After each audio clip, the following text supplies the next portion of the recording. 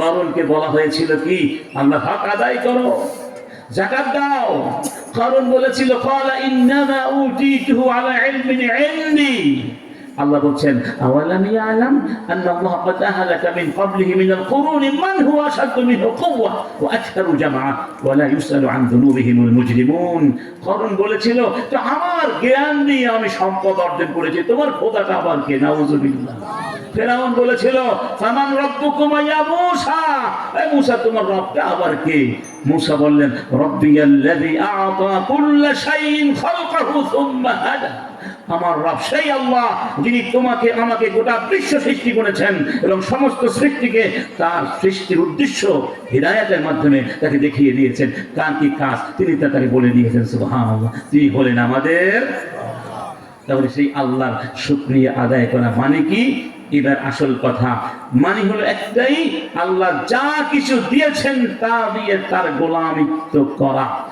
ওয়াবিতাগি ফীমা আতাকা আল্লাহুদ দারাল আখিরাহ ওয়া লা তানসা নসীবাকা মিনাদ দুনিয়া ওয়া আহসিন কামা আহসানা আল্লাহু ইলাইক ওয়া লা তাবগিল ফাসাদা ফিল আরদ ইন্নাল্লাহা লা ইউহিব্বুল মুফসিদিন। আল্লাহ বলছেন ওয়াবতাগি, তুমি অনুসন্ধান করো, ফীমা আতাকাল্লাহ, আল্লাহ তোমাকে যা কিছু দিয়েছেন সেগুলো দিয়ে, আদ-দারুল আখিরাহ, ওই পরকাল, যা কিছু আল্লাহ দিয়েছেন সব কিছু দিয়ে তুমি পরকাল সন্ধান করো। কারণ দুনিয়াটা হলো পরকালের শস্য। যদি আপনি যখন ফসল লাগাতে হবে, চাষ করতে হবে, ফসল চাষ না করেন, ঘরের মধ্যে বসে বসে ঘুমান, খাবার ঘরে থাকবে না? না খেয়ে মরতে হবে।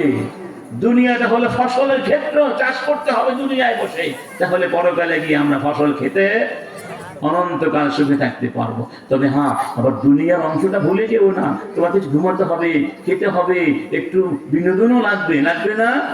ছেলে মেয়ে লাগবে, দুনিয়াতেও থাকতে হলে অনেক কিছু লাগবে হালাল পন্থায়, সেগুলো আবার তোমার নসিবটা ভুলে যেও না। তার মানে ইসলাম, দিন আর দুনিয়া দুটো মিলেই হলো ইসলাম। আত্মা দেহ দুটো মিলে ইসলাম, ব্যক্তি সমাজ দুটো মিলেই কি ইসলাম। চূড়ান্ত ভারসাম্য এখানে দেওয়া হয়েছে। ইবাদতের মাধ্যমে এগুলো লক্ষ্য রাখতে হবে। এবার আসুন, আল্লাহ আপনাকে কি কি দিয়েছেন? ধরুন এই হাতটাকে দিয়েছেন, এই হাতের শুকরিয়া কি? এই হাতের শুকরিয়া হলো এই হাত দিয়ে আপনি কোন হারাম জিনিস স্পর্শ করবেন না। যদি হাত দিয়ে হারাম ধরেছেন, হারাম উপার্জন হতে পারে, হারাম বস্তু হতে পারে, এই হাত কি আপনার পক্ষে সাক্ষ্য দিবে না বিপক্ষে সাক্ষ্য দিবে? আল্লাহু আকবার। এই হাত পা শুধু নয়, পৃথিবীর প্রতিটি জিনিস কার সৈনিক? কার কথায় চলে?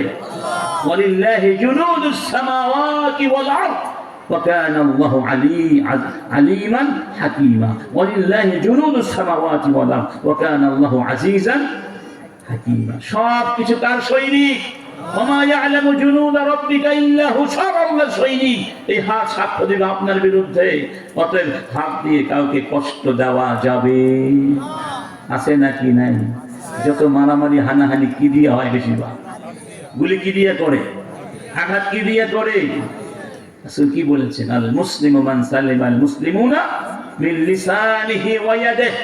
সেই ব্যক্তি হলো মুসলমান যেই ব্যক্তি লিসান দিয়ে কাউকে কষ্ট দেয় না, হাত দিয়ে কাউকে কষ্ট। তাহলে আমরা যারা নামাজ পড়ছি, রোজা রাখছি, একজন বলুন তো আমি জীবনে হাত দিয়ে কাউকে অন্যায়ভাবে একটা আঘাত করি নাই? আমি লিসান দিয়ে কাউকে কোনোদিন গীবত করি নাই, কষ্ট দেই নাই, গালি দেই নাই, আঘাত করি নাই, অপমান করে কথা বলি নাই, কাউকে মান সম্মানে অনুভূতিতে আঘাত করি নাই। এইরকম মুসলমান থাকতেও পারে, কিন্তু খুবই কলিলুম মিন ইবাদিয়াশ শাকুর। নামাজ পড়ছি, মসজিদ থেকে বের হই মারামারি শুরু করে দিচ্ছি, ঠিক না বেশি? সামান্য জমির জন্য, একটা টাকার জন্য, দুটা টাকার জন্য মারামারি হানাহানি শুরু করে দিয়েছি। এটা কোনোদিন মুসলমানিত্ব হতে পারে? আমরা সেই দিন মুসলমান হতে পারবো যেই দিন এই হাত দিয়ে কাউকে কষ্ট দেব, এই লিসান দিয়ে কাউকে কষ্ট দেব, এই হাত দিয়ে জিহাদ হতে পারে। কি হবে? জিহাদ হবে, এই হাত দিয়ে মানুষের জন্য কল্যাণ সাধন হবে, এই হাত দিয়ে নির্মাণ হবে, এই হাত দিয়ে ধ্বংস ধ্বংস হতে পারে। যেই ধ্বংস করে আমার নির্মাণের ইচ্ছা থাকে। রাসূল একটা সভ্যতাকে ধ্বংস করে দিয়েছিলেন, জাহিলি সমাজ। সেই সমাজ ধ্বংস করে আরেকটি সমাজ গঠন করেছেন, ইসলামের সভ্যতার সমাজ। ঠিক না বেঠিক?